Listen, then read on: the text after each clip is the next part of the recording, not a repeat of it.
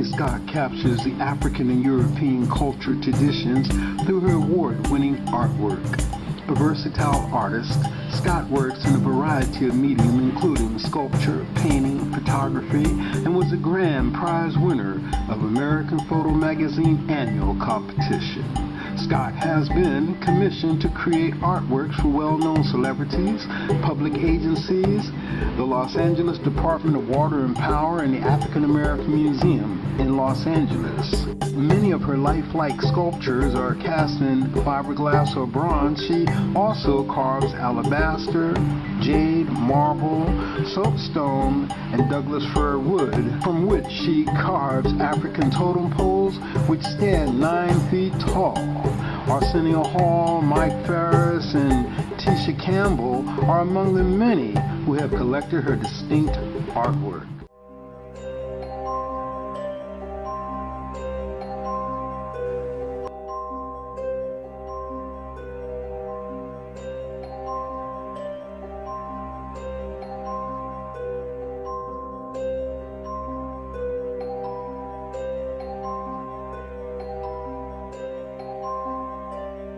And this classic one here? That's my back with the words of Delia Garlick. Sojourner Truth. How is this processed? A picture of Sojourner digitally treated with her narratives overlaid in the background. One of the books I made here, I'll bring over, oops, it's kind of falling apart here, but I can read some to you. We went over this before. It's really not as old as it looks, right? Exactly. It's so cool how old it looks. Tell us, Toni, a little bit about what these books are. This one is the narrative, I have two, the narrative of the life of Frederick Douglass, an American slave. So this is the small version, this is the big version. Do you sell these? I do. How would one get one? Just ToniScott.com. Well, this is a story by Incidents in the Life of a Slave Girl by Harriet Jacob. That's the artwork that it coordinates with. This is symbolic of a woman who lived through slavery, who survived slavery, who fought her way through it, who rose above, and who was powerful and intelligent and wrote her story about it.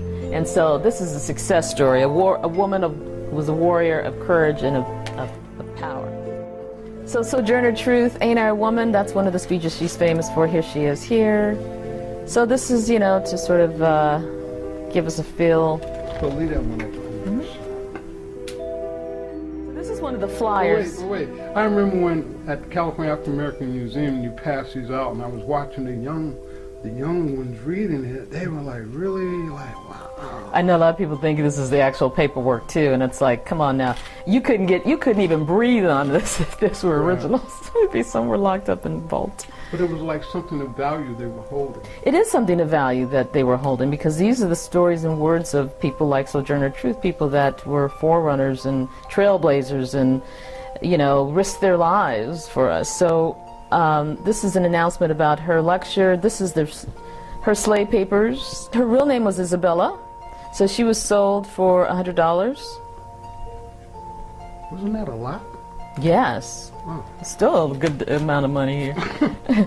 Free lecture. Sojourner Truth, who has been a slave in the state of New York and who has been a lecturer for the past 23 years, whose characteristics have been vividly portrayed by Mrs. Harriet Beecher Stowe as the African Nibal, will deliver and lecture upon the present woman of the day, something of that effect.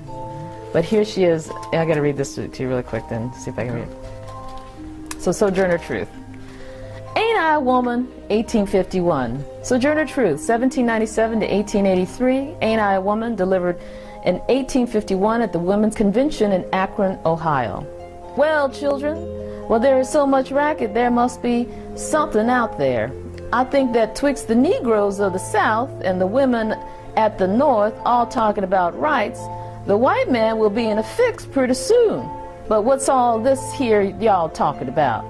That man over there says that woman need to be helped into carriages and help lifted over ditches and to have the best place everywhere. Nobody ever's helped me into carriages or over mud puddles or give me any place in the best place. And ain't I a woman? Look at me. Look at my arm. I have plowed and planted and gathered into barns, and no man could head me. And ain't I a woman?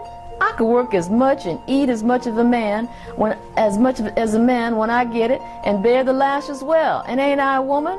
I have borne 13 children and seen most of them sold off to slavery, and when I cried out with my mother's grief, none but Jesus heard me. Ain't I a woman? Then they talk about this in the head, thing in the head. What's this they call it? Intellect. That's it, honey.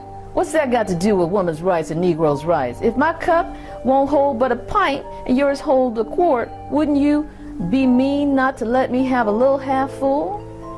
Then that little man in black there, he says, can't have as much rights as men because Christ wasn't a woman. Where did your Christ come from? Where did your Christ come from? From God and a woman. Man had nothing to do with him. If the first woman God ever made was strong enough to turn the world upside down all alone, then these women together ought to be able to turn it right back up and get it right set up again. And now they is asking to do it, the men better let them.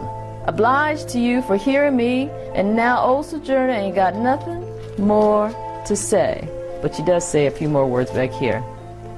Sojourner is an old body and will soon get out of the world into another, and wants to say when she gets there, Lord, I have done my duty, and I have told the whole truth and kept nothing back. The narrative of Sojourner Truth.